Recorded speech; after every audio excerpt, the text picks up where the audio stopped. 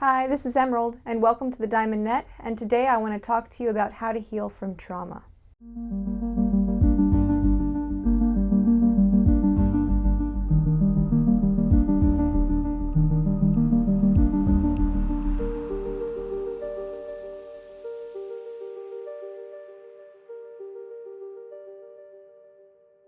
Alright, so first things first, before I talk about how to heal from trauma, I want to get some basic things hammered out about what you're experiencing subjectively.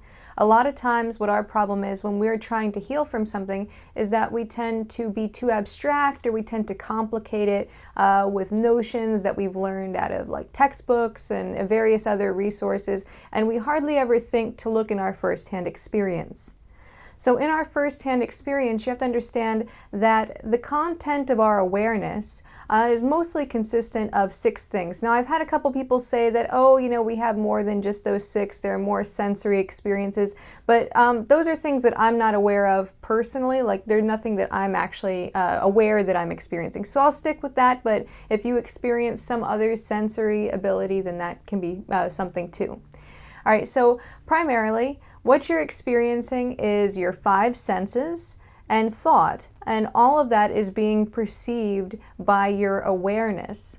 So you have to make a distinction there that you have the content of your awareness, your 5 senses, sight, sound, touch, taste, and smell, and then you have thought, which all of those things are being perceived by your awareness. So of all of those modes of perception, all of that content within your awareness, where does a trauma actually happen?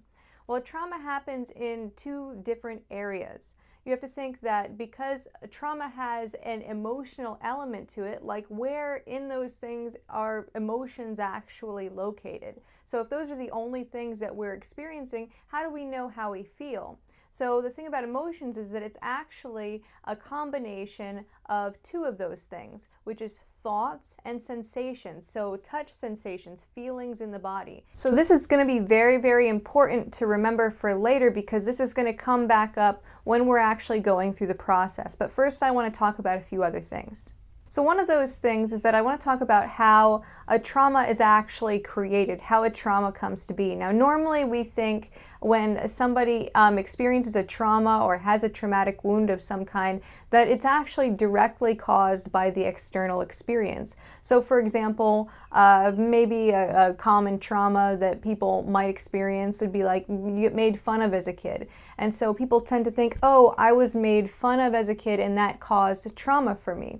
And that's not the case, because no external occurrence, no matter how extreme those occurrences are actually causing the trauma. The trauma is solely caused by the content of your thoughts relative the content within those sensations. So it's all an emotional, thought-based creation that these traumas come up. So traumas are always internally created, not externally. So I'll kind of go through the 4-step process for how you actually come to have a trauma. All right, so the first thing that happens is that we have an experience of some kind. Now, these can be varying in levels of intensity, all the way down to just somebody said something that upset you, or, all the way down to your entire family got murdered or something like that. Like there's a wide range of what can cause a trauma, because essentially out in nature, everything is quite neutral, and the way that you interpret it is what actually makes it into a trauma. So it could be any experience that you have that causes a trauma, even if it's fairly minute.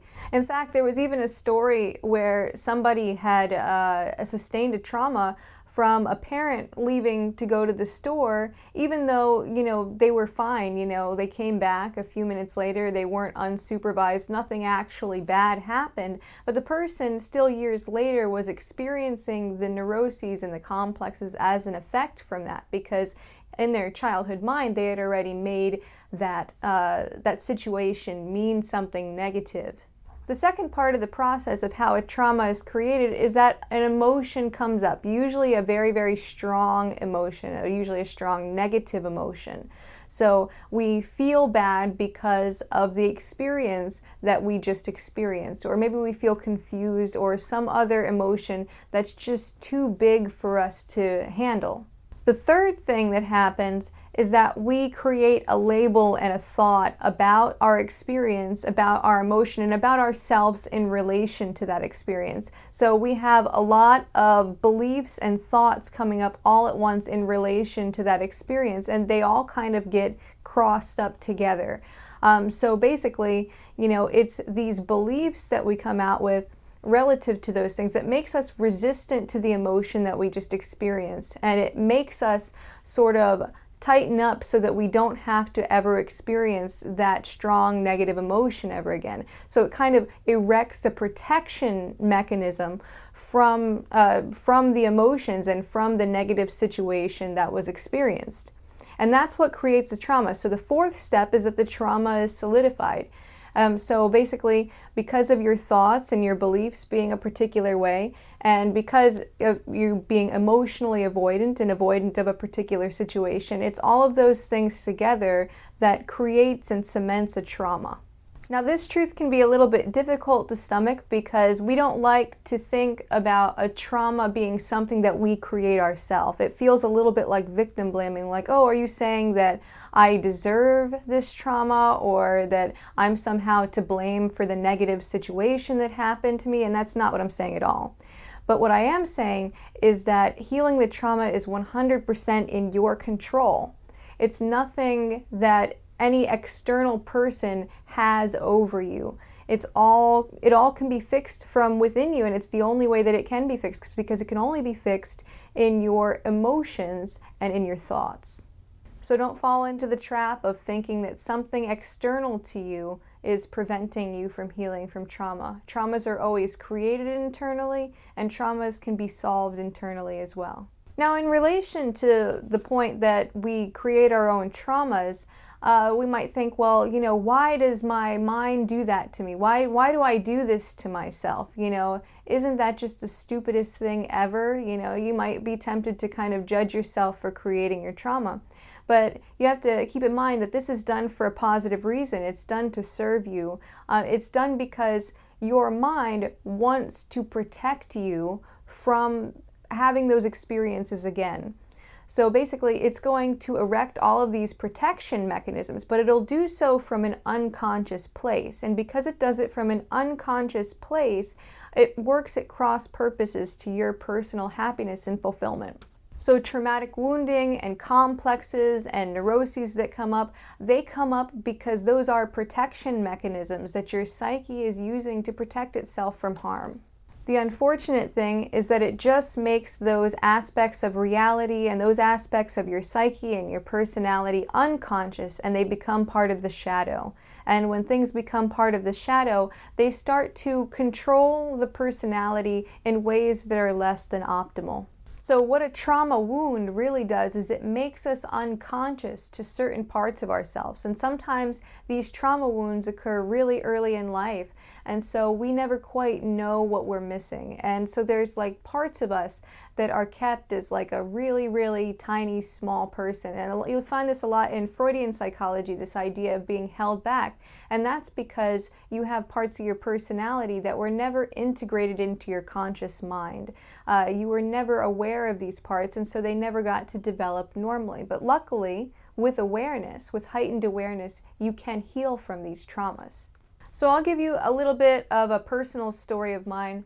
So when I was a child, I was made fun of a whole bunch, and it was mostly because I was pretty eccentric, number one, but number two, I was also very, very sensitive. It was very easy to get a rise out of me. Like I was just a naturally very emotional child, and so oftentimes this got me very hurt. And so as a teenager, I learned how to grow a very thick skin and a very thick armor. So I didn't let any strong emotions out, and I didn't really allow myself to feel strong emotions. And I still have a bit of a holdover from this trauma, I think, because, I still notice myself holding back emotions. I tend to keep myself pretty even-keeled. Like there's like not a time where I let myself go out of control that much. But it used to be much worse. I used to be very, very stoic.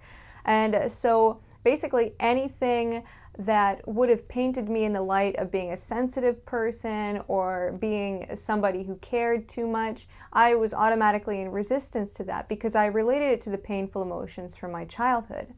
And so basically, over the course of the past several years, I've been trying to reintegrate these things and trying to really allow myself to feel again. And before, it was like this feeling of like almost like there was a bubble inside of me that could not pop. Like it was always this constant thing that I was carrying around with me, like always so tense and having to constantly be on guard.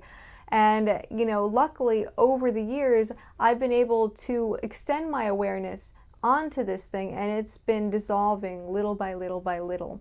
So this is an example of the type of emotional armor that we have in order to go unconscious to parts of our psyche, parts of our emotions, and to try to just avoid those things that caused us pain in the past.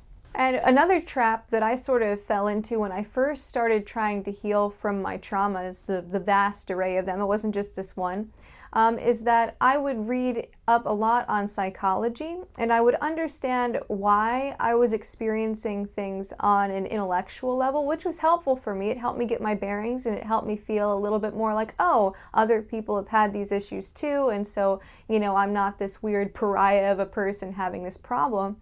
You know, but at the same time, it didn't really get at the root of the issue.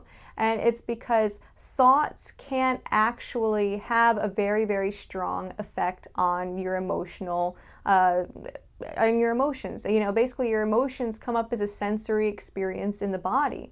You know, so it's a completely different mode of perception that's going on. So you have to actually put your awareness, which is different than thought, you put your awareness on the sensations in your body as they come up as emotions, and this is how we actually become aware. But there might be some pitfalls in becoming aware. So becoming aware is actually a two-step process. So again, it's really just a one-step process. Just become aware of the emotional sensations in your body as they arise, and take time each day to scan your body for particular feelings. And this will help you sort of check your emotional email. It'll help you process through things. Because basically, whenever you feel a strong emotion or whenever this trauma is happening, the trauma is actually trying to reintegrate. It's trying to heal itself. That's what emotions are for. Emotions exist for the purpose of reintegration. Emotions exist to bring you back into equilibrium. The problem is that our thoughts and beliefs tend to get in the way and don't allow our emotional body to kind of heal itself.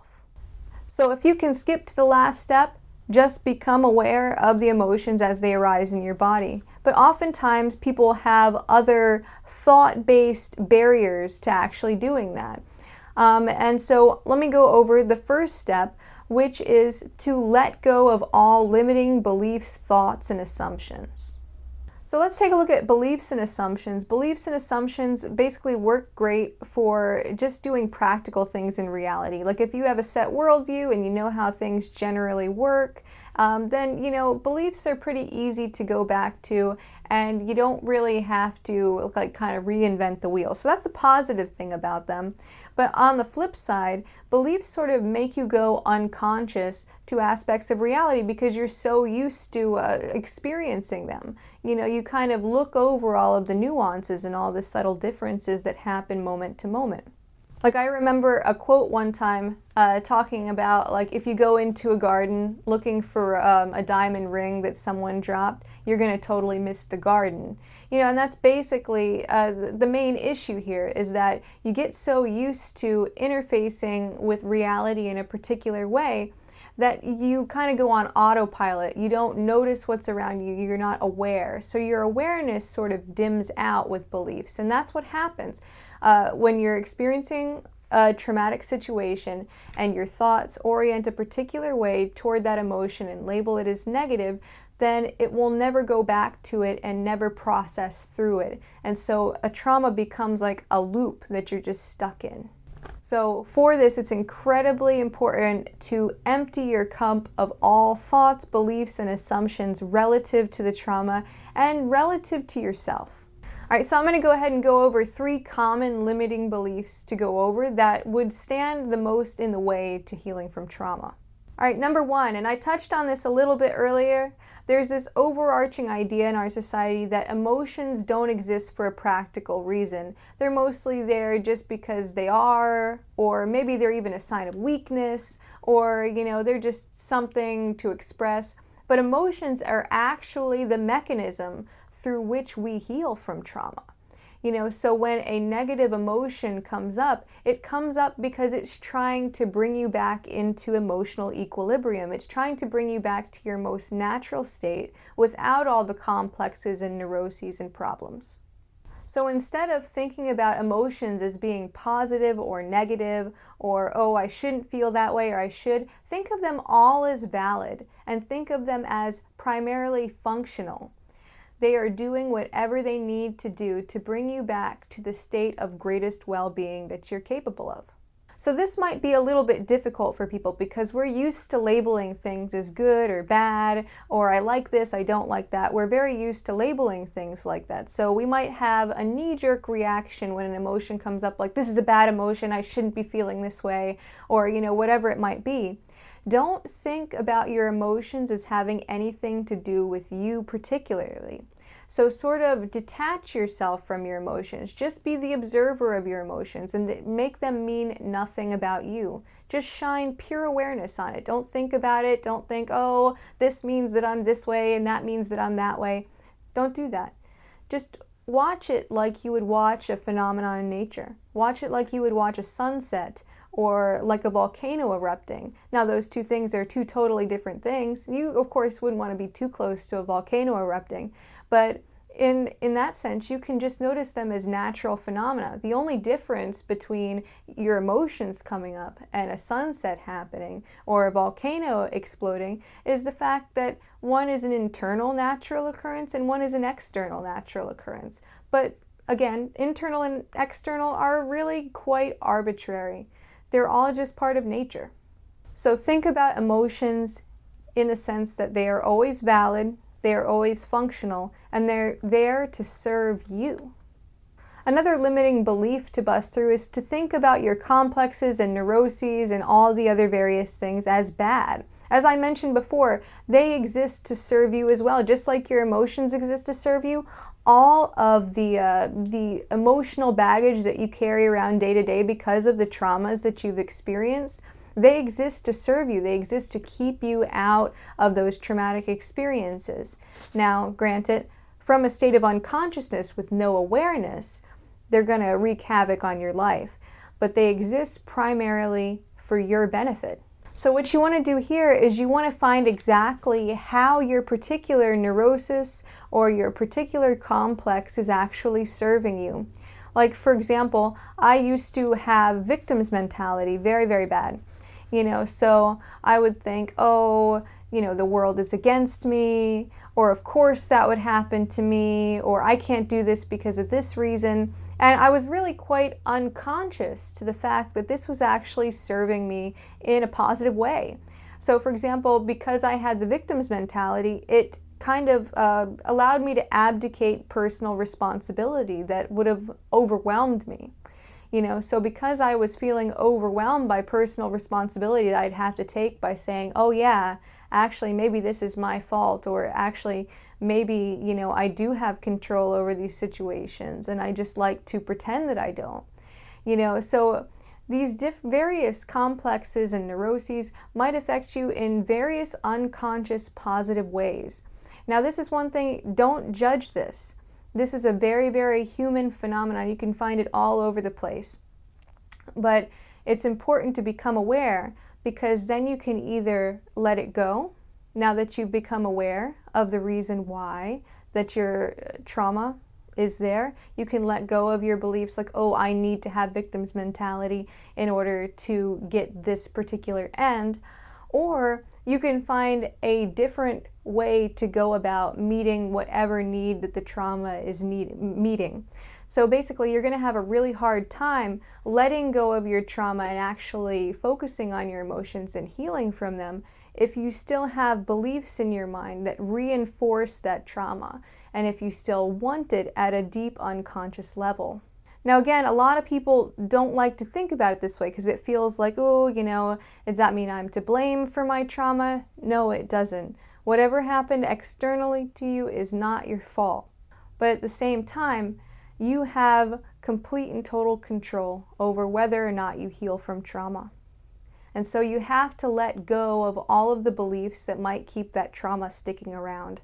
And sometimes that means you have to take personal responsibility for your own unconscious mindsets that keep the trauma hanging around.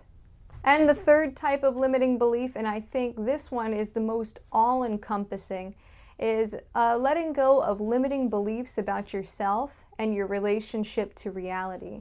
So if you think, oh, I'm a damaged person and I can never heal, just let go of that. That thought's not true. That's just your mind doing chatter stuff. It really is not true.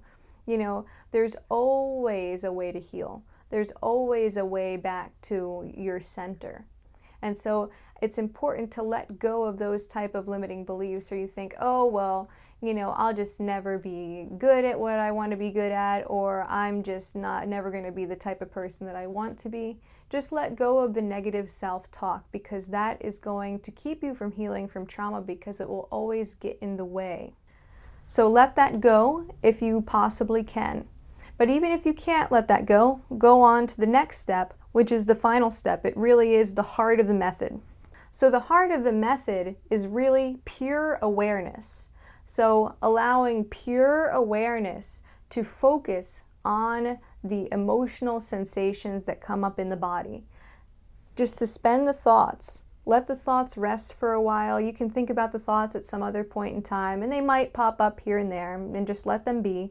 So once you've let your thoughts be, just focus your attention purely on the sensations in your body as they come up in the present moment. So if you're going about your day and you feel triggered, you might normally think about this as a negative thing, but you want to think about it in the sense that whenever these negative emotions come up or whenever you're triggered, it's actually your body and your psyche trying to heal itself. It's trying to reintegrate from the trauma that it experienced. So all you have to do is you have to allow it to be there with full acceptance and approval, and to shine your awareness on it. And you do that just by focusing on the sensations in your body as it comes up. Now, a lot of people, and myself included when I first started studying into shadow work and Jungian psychology and, how to heal from trauma in general, the thing that I worried about most is like, do I need to actually express my emotion in order to get over my emotion? Do I have to, make even the most inappropriate emotions come out? So for example, if I'm feeling super duper angry at someone because they triggered me, am I going to have to actually express my anger and my emotion to them? Or can I just keep it to myself and not be holding an emotion? And I would say this, you don't have to worry about expressing it. Expressing it is not so important. Now, if you want people to understand where you're coming from, I recommend sitting them down saying, hey, that wasn't very nice, I didn't like that, or this triggered me, and just to have that, them know that bothered you. But ultimately, whether you express it or not, it's not important. The main thing that's important is your awareness. Are you conscious of it? Are you aware of it? Do you accept it as a valid part of your reality right now as it comes up? So as you feel these strong emotions, allow them to be there and focus your pure awareness on it. Don't get involved in thoughts. Don't try to make a thought story out of it. Say, oh, I probably feel this way because of that, or, oh, this is a bad emotion, or this is good, or this means that. Don't get involved with that. Just focus on the sensation. And that way you can check your emotional email. And you can delete them after you check them. Because emotions are basically your body's way of trying to send you messages. And so if you resist that message, it'll just keep trying to send you the same message over and over and over again. And you'll get caught in that trauma loop. Now, if you want to make this a regular practice as opposed to just whenever you feel triggered or whenever you feel a strong emotion, what you can do is you can sit for 20-30 minutes a day and basically meditate on the sensations in your body. There are body scan meditations that are perfect for this, where you basically start at your feet and you just focus on all the sensations in your body. And what you'll notice is that your emotional sensations and your physical sensations are sort of difficult to tell apart. You're not sure which comes from where, but either way, it works out just as well, because awareness is the thing that cures, because it's what reintegrates things into your conscious mind. You've become conscious again. You've become aware again. It's not anything mystical, magical. It's like there are things that are not conscious to you, and so in order to heal from them, you have to make them conscious once again. So that's the method. Let go of your limiting beliefs about yourself, about reality, about your relationship to reality. Let go of your limiting beliefs about emotions too. That way, you can focus on the sensations in your body without prejudice, without assumptions, without beliefs interfering. And remember, when it comes to healing from trauma, no one else can heal your trauma but you, because you are the one that created it in the first place. So the power is in your hands. You can absolutely heal your trauma. Alright, so that's all I have for you today. I hope that you enjoyed this video. If you did, go ahead, click the like button below, and go ahead and hit the subscribe button. Now, if you're interested in similar topics like this, or various other topics that might appeal to seekers, like enlightenment or spirituality, psychology, things like that, then you'll definitely want to stick around, check back for more videos, because this channel is going to have a ton of stuff coming up. And basically, it's just all about my realizations that I've had, or things that I've researched into that I find interesting or helpful, or it's really just a Heinz 57 of everything that I think is pretty cool. Alright, so if you enjoyed this video, go ahead, subscribe, and until next time, keep becoming more you.